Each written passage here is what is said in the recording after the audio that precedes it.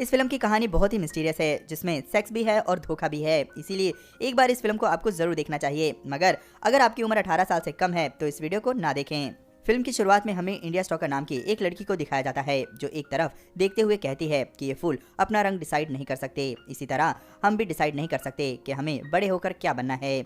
इसी के साथ फिल्म फ्लैशबैक में चली जाती है, जहां इंडिया स्टॉकर नाम की लड़की अपने घर के बगीचे में खेल रही थी। खेलते खेलते वह एक छोटे से पेड़ पर चढ़ जाती है। उस पेड़ पर एक छोटा सा गिफ्ट रखा होता है। असल में ये उसी के लिए था। आज उसका 18वां जन्मदिन था। जब वह गिफ्ट खोलकर देखती है तो उसमें एक चाबी थी। इंडिया को उसके पापा हर साल जन्मदिन पर एक जोड़ी जूते देते थे, लेकिन आज ये चाबी देखकर वह परेशान हो जाती है कि आखिर ये किस चीज की चाबी है। अगले दिन उसकी माँ एवलिन को फोन पर पता चलता है कि उसके हस्बैंड रिचर्ड एक एक्सीडेंट में मारे गए हैं। इंडिया ये सुनकर बहुत ज्यादा दुखी हो जाती है, क्योंकि वह अपनी माँ से ज्यादा अपने पापा के करीब थी। रिचर्ड की प्रार्थना सभा में दूर खड़े एक आदमी को दिखाया जाता है। अगले दिन एक आदमी उनके घर आता है और इंडिया को कहता है कि वो उसका अंकल है। चार्ली नाम का वह आदमी अपने आप को रिचर्ड का छोटा भाई बताता है। इंडिया को ये अक्सर बाहर ही घूमते रहते थे। चार्ली कहता है कि अगले कुछ दिन वह यहीं रहने वाला है। एल्विन को चार्ली से कोई समस्या नहीं थी, लेकिन इंडिया को चार्ली कुछ ठीक नहीं लगता था। वह सोचती थी कि चार्ली आज ही क्यों आया है। चार्ली ऐसा दिखाता है कि जैसे वो इंडिया को बहुत अच्छी तरह जानता है। वह अक्सर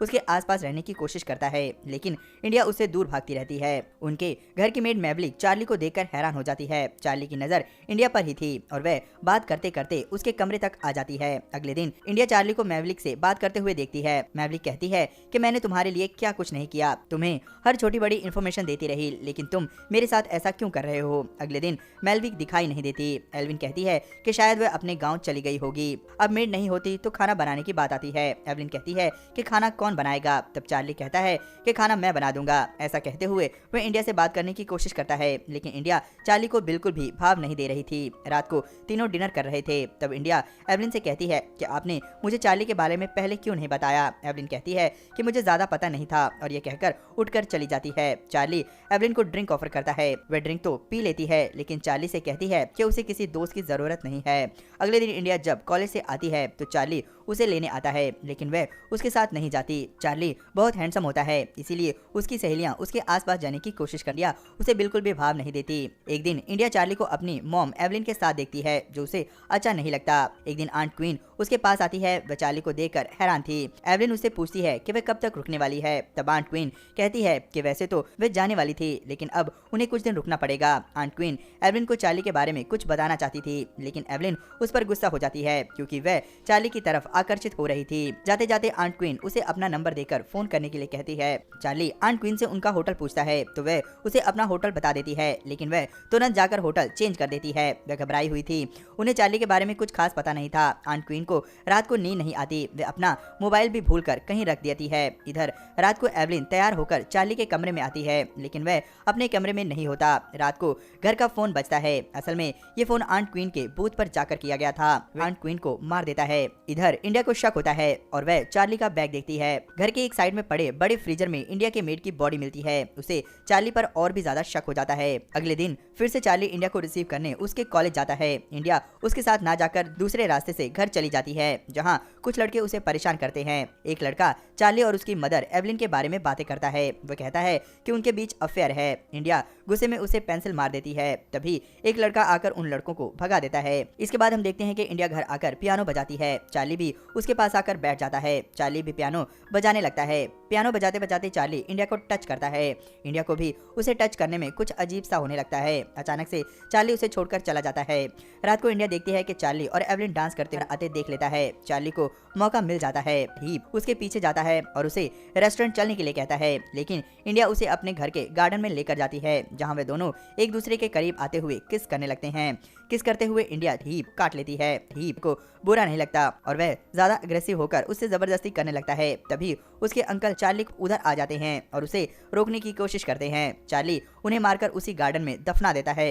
ये सब इंडिया के सामने होता है। ये सब सोचकर वह बहुत डर जाती है। इंडिया आंट क्वीन को फोन लगाती है तो उसका फोन उसके घर के बैक यार्ड में बजता है। तब वह समझ जाती है कि आंट क्वीन भी मारी जा चुकी है। वह बहुत ज्यादा डर जाती है। रात को इंडिया अपने डैड की दी गई चाबी से एक दराज खोलती है। वह चाबी उसी दराज की थी जिसमें उसे कुछ फोटो मिली थी, जो कि उसके बचपन की ही थी। उसमें कुछ और फोटोज भी थी, जिससे ये पता चलता है कि उसके फादर के दूसरे भाई का नाम जोनाथन है। हर फोटो के पीछे कुछ न कुछ लिखा हुआ था। ये सब लेकर वह चार्ली के पास जाती है। वहाँ उसे उसे एक लिफाफा मिलता है जिस पर किसी मेंटल हॉस्पिटल का एड्रेस लिखा होता है जो उसके अंकल चार्ली के नाम था।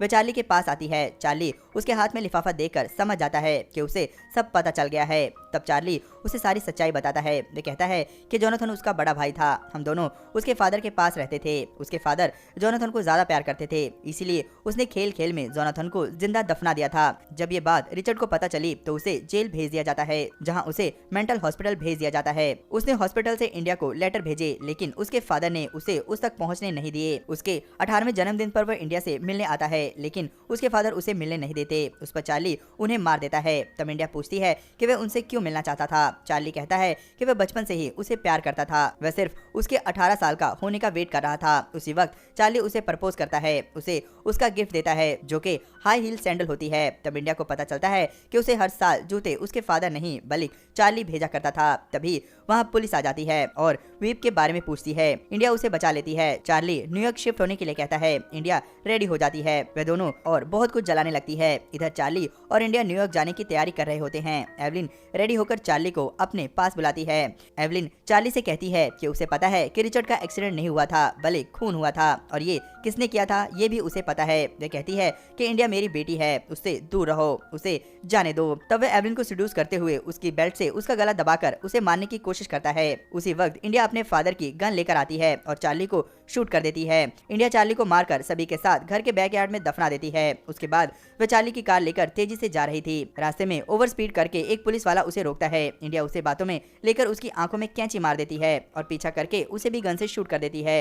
यही फिल्म का स्टार्टिंग सीन होता है। उसी के साथ यह फिल्म खत्म हो जाती है।